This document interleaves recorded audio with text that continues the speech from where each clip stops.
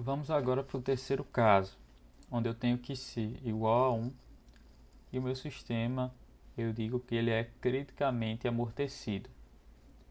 Então, nesse caso, o GDS vai ser a mesma coisa do original, com a diferença do que C igual a 1 aqui a gente omite, né, porque seria um valor 1. Então, ele fica K ômega n ao quadrado dividido por S ao quadrado mais 2 ômega ns mais ômega n ao quadrado. E esse termo aqui ao quadrado, na verdade ele tem duas raízes iguais.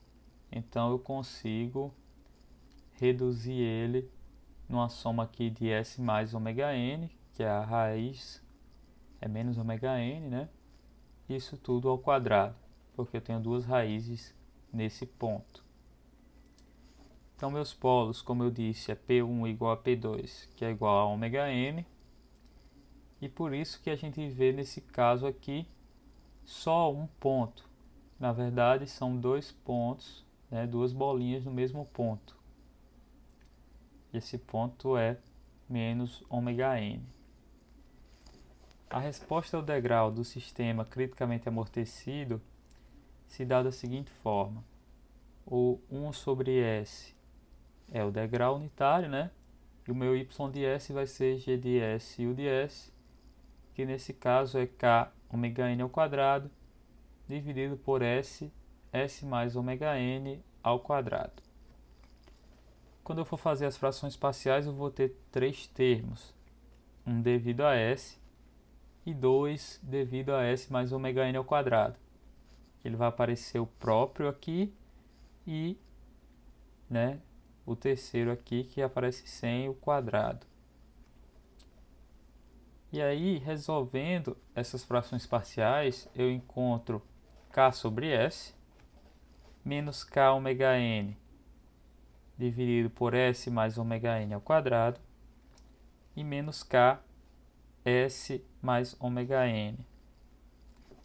Quando eu passar isso para o tempo, sair de Laplace, vou ficar com K que multiplica 1 menos exponencial de menos ômega nt vezes ômega nt mais 1. E isso dá essa curva aqui, né?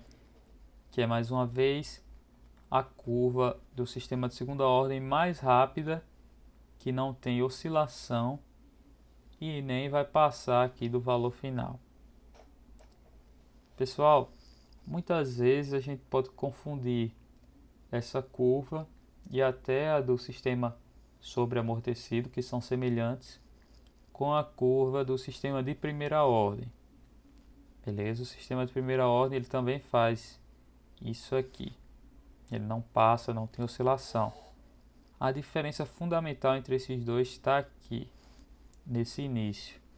O sistema de primeira ordem ele parte já com um valor, né, em termos de derivada. A derivada dele ela não parte de zero, ela já parte com um valor. E o sistema de segunda ordem, a derivada ela parte aqui de zero e vai aumentando. Então é sempre bom lembrar disso. É como se no sistema de primeira ordem eu já partisse de t igual a zero com uma velocidade. E no sistema de segunda ordem, em t igual a zero, essa velocidade fosse zero. Beleza? O último caso é o sistema sobreamortecido, quando o fator de amortecimento que se for maior do que 1. E aqui eu tenho a equação completa novamente. Eu fico com g de s igual a k ômega n ao quadrado, s ao quadrado, mais 2 que se ômega ns, mais ômega n ao quadrado. E aí, apesar da equação estar completa, eu tenho uma informação importante vinda desse que se ser maior do que 1, que é que eu não vou ter raízes complexas. A minha raiz não vai ter nenhum termo imaginário. Eu tenho, na verdade, um par de raízes reais. E esses polos 1 e 2 vão ser menos que si ômega n, mais ou menos ômega n multiplicado pela raiz de que si ao quadrado menos 1. E aqui no gráfico do plano complexo, a gente pode ver as duas raízes. À medida que esse meu QC ele vai aumentando, essa raiz P1 ela vai chegando próximo aqui do zero, e essa raiz P2 cresce, né? Cresce em valores absolutos. Então, a resposta ao degrau desse sistema, o que é que acontece? O meu degrau aqui, a minha entrada vai ser um degrau unitário, e a minha resposta é y de s, ela vai ter um k ômega n ao quadrado, e no denominador vai ter s, que multiplica s mais ômega n, menos ômega n, raiz de qi ao quadrado menos 1, e s mais ômega n mais ômega n, raiz de qi ao quadrado menos 1. Quando eu for fazer as frações parciais, eu tenho aqui três raízes reais e distintas. Então, eu vou ter um A1 sobre S, um A2 pela primeira raiz e um A3 pela segunda raiz. Para não ficar repetindo esse termo aqui que é grande, eu vou reescrever ele em função dos polos mesmos. Então, eu fico com um A1 sobre S, A2 sobre S menos P1, A3 sobre S menos P2. Resolvendo aqui as frações parciais, eu encontro K sobre S mais ômega n ao quadrado dividido por P1, P1 menos P2, vezes 1 sobre S menos P1, e ômega n ao quadrado P2, P2 menos P1, dividido por S menos P2, multiplicado por 1 sobre S menos P2, né?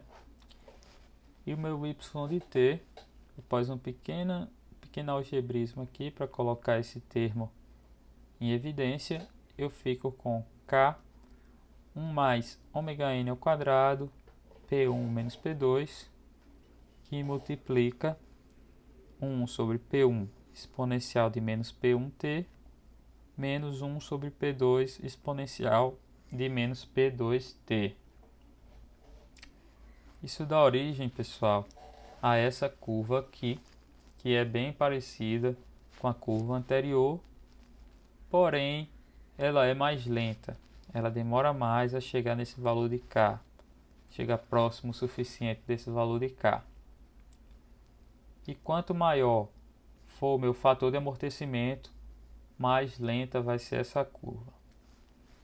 Então, voltando um pouco, para finalizar, pronto. Aqui eu tenho toda a complexidade de um sistema de segunda ordem. Ele pode ter um comportamento não amortecido, dado pela curva em marrom.